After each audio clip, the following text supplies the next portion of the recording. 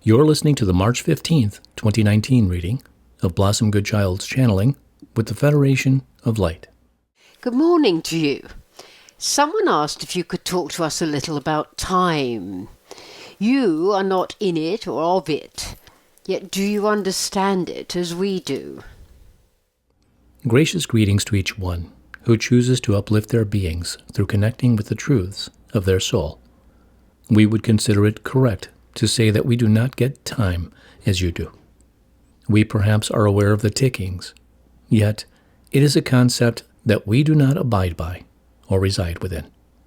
From our position, we simply are at all times. There, for us, is the movement from one moment of now to the next. We do not set clocks for appointments, etc. Indeed, there is no need, for we do not reside in a regimented space where one allows, with respect, a dial to conduct the pace of one's everyday workings. It is not that we are for or against it. It became a part of the setup on your planet in order to have some form of regimentation, as we say. It began with the rising of the sun and the setting of it, and one would work around that. Now, you work around a circle of numbers, a divisional breakup into segments of your minutes, seconds, etc. This has been incredibly beneficial to the human race on the one hand, yet on the other, very much to one's detriment. Yeah, I think we understand that. Thank you. Yet, what about the past, present, future setup? From our point of view, it's in 3 different segments, then, now, ahead. Yet apparently, everything is going on at once. This is tricky for us to get our head around. I mean, you've just said that you move from one moment of now to the next. Is that not also the passing of time? No, Blossom. It is not the same.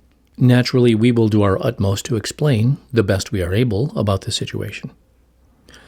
We ask that you accept that which we offer as a possibility, and allow openness of thought to win through. If you dig too deep, the complexity of the explanation would only lead to confusion. So, we ask you to ride the wave, so to speak. Sure. Where did I put my surfboard?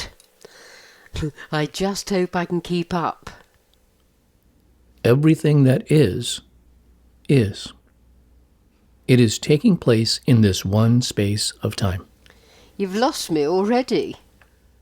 Nothing that is being is of a different space and time, because there is no different space in time.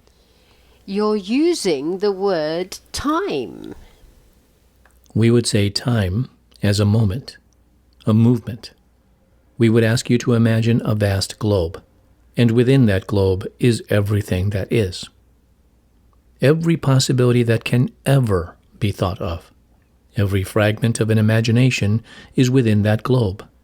And yet, that globe is infinite. It is so vast that one cannot see the entirety of it, due to its ever-expanding nature. One thought can trigger another, and another, etc. Yet, the thought and all other thoughts triggered by it are within that ever-expanding globe. There, just waiting to be picked up on. Try to imagine that, the complexity of such a phenomenon.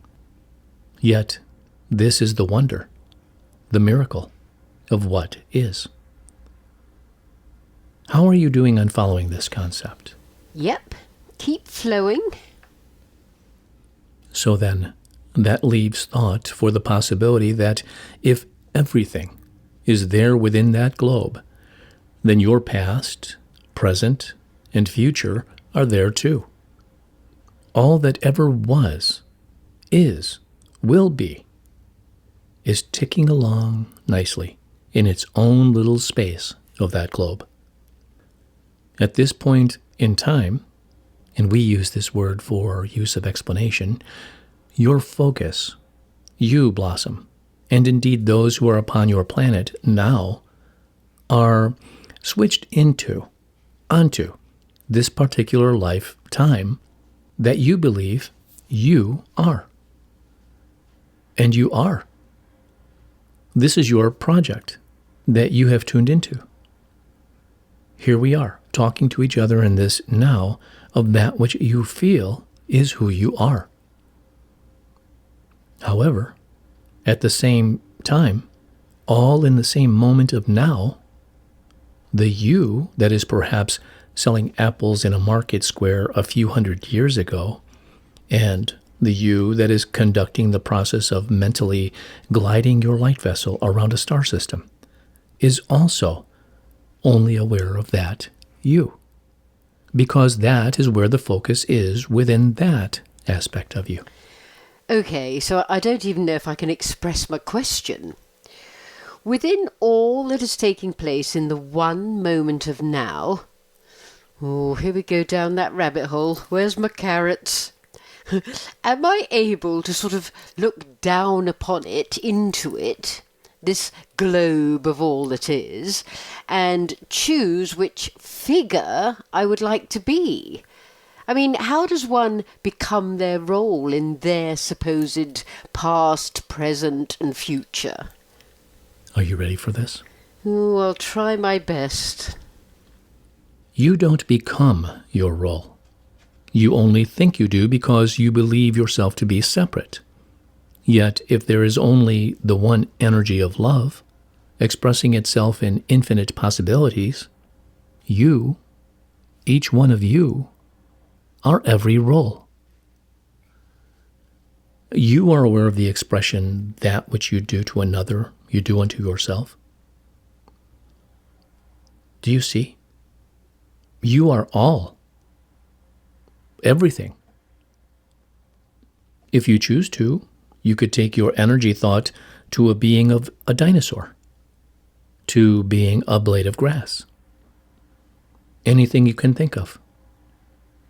You are it.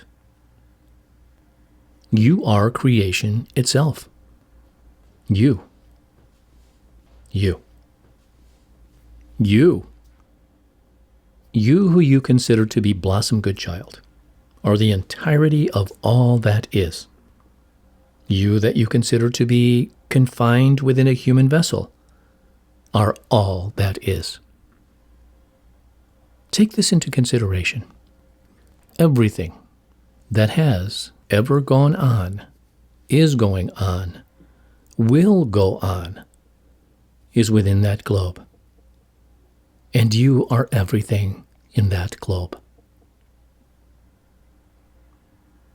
You are that globe.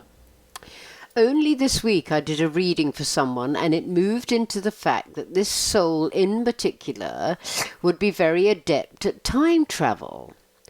I'm imagining we're all capable of this. I mean, silly question, really. Yet, you know what I mean.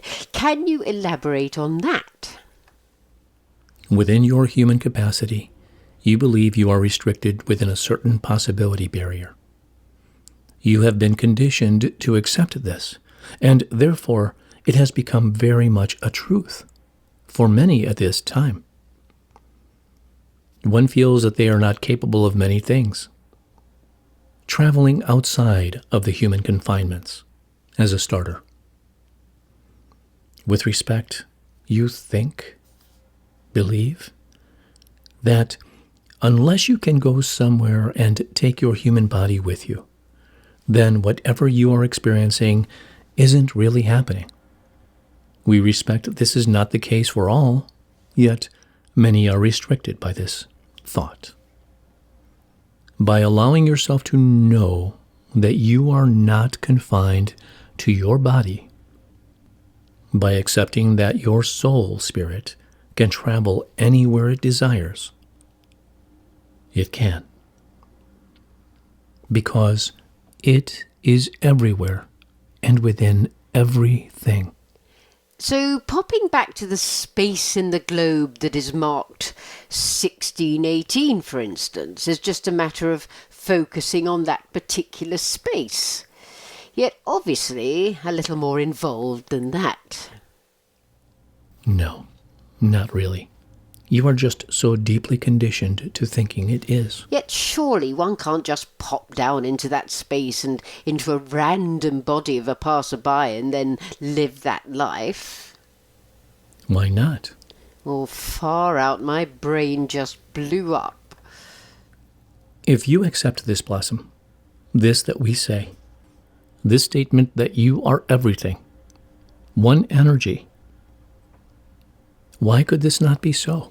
It does make sense to the notion that many souls feel they've been Joan of Arc or King Alfred or Joseph, in fact Jesus, Mary, etc., etc., etc., ad infinitum. Indeed. Yet that would mean that one could pop into the energy of Jesus and experience his lifetime when he was on earth. And when he was not on earth, and when he just is the highest light. Why couldn't this be so, under this possibility that we are offering you? I see what you're saying. Struth, Ruth, what truth. I should have packed more carrots. All that is preventing you from this, now, is your conditioning of worthiness.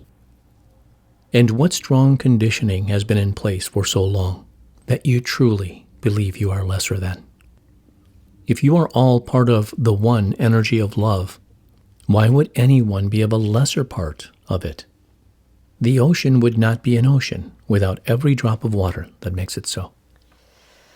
Phew, I feel we're done for today, and yet definitely keen to continue on from where we've left off next time. Many thanks, my friends. Your wisdom is so very much part of our growth. In gratitude, in loving service, I am. It is so.